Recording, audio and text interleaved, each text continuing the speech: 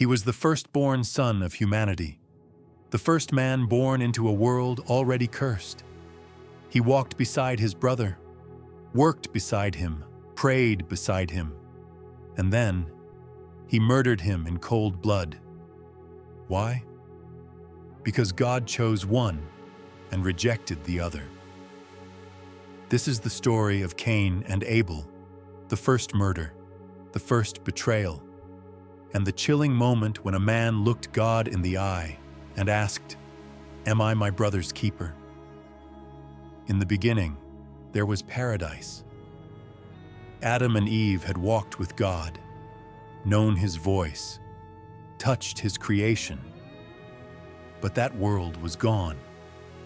They had eaten the fruit, they had disobeyed, and they were cast out, banished from Eden, from innocence, from perfection. Their punishment? To live, to sweat, to bleed, to bear children in pain, to till a cursed earth with tired hands. Cain was their firstborn, the first child of exile, the first human born outside of Eden. And soon after came Abel, gentler, quieter, always watching his older brother.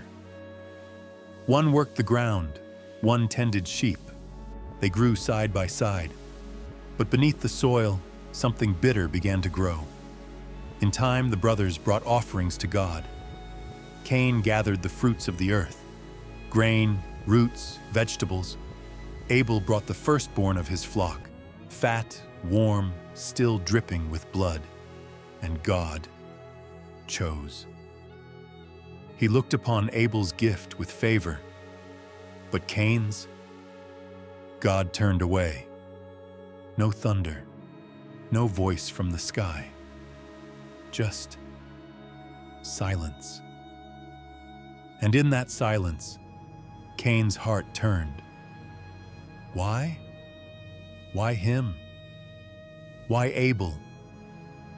He worked just as hard. He bled into the soil.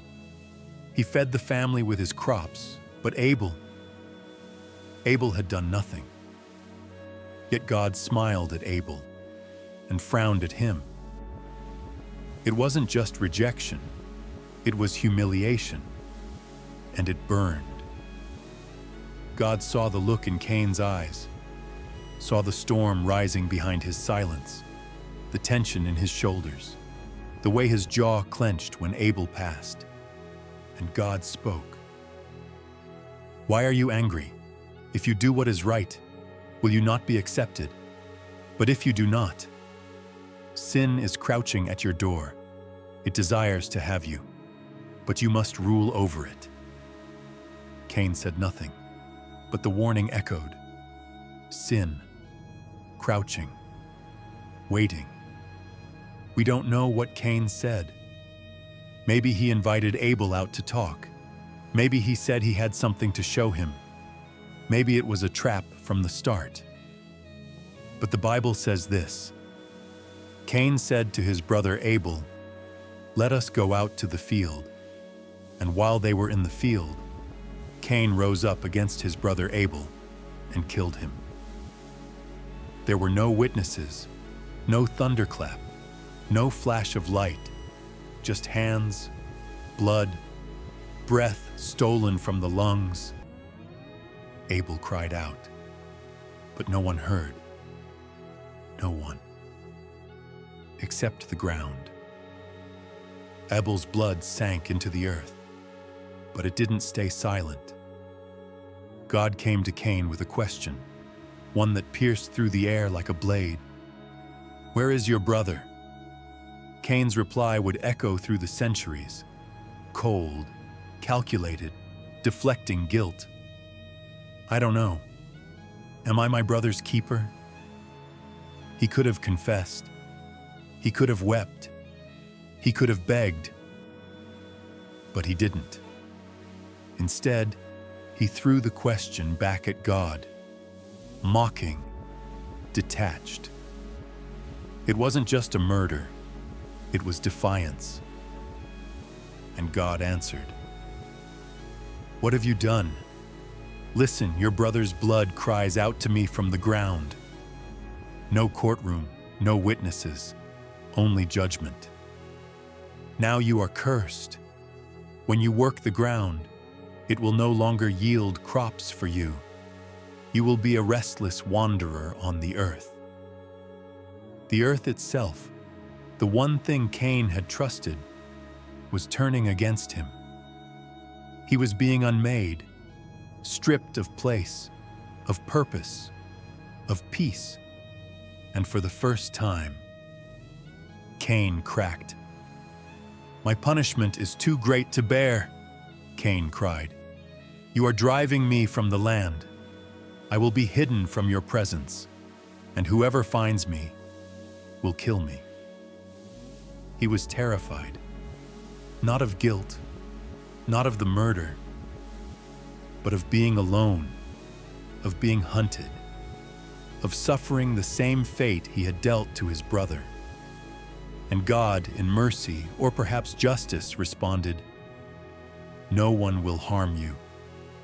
I will place a mark on you, so that none who find you may kill you." A mark, a symbol, not of protection, but of shame.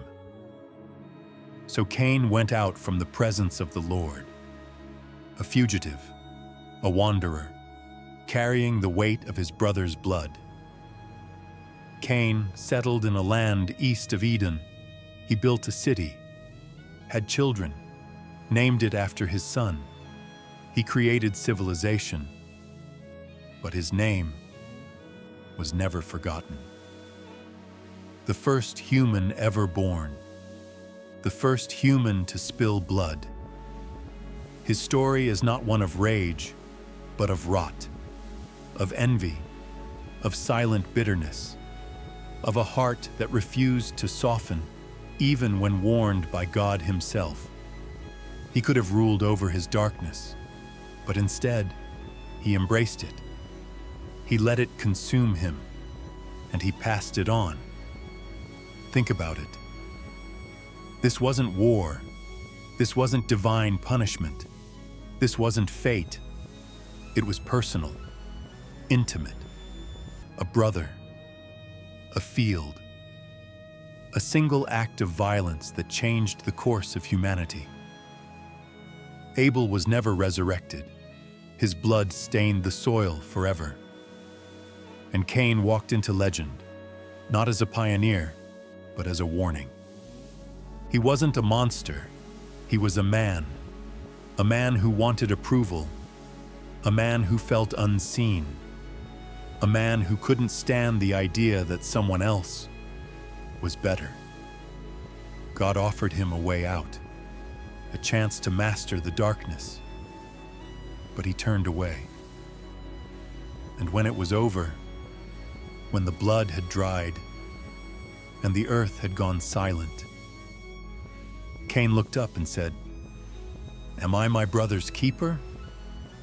If that story chilled you, hit the like button so more people uncover the dark origins of humanity.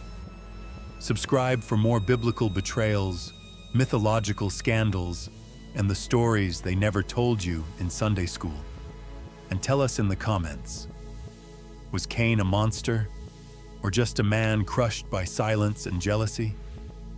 Because on this channel, we don't just tell ancient stories. We expose the first sins that shaped the world.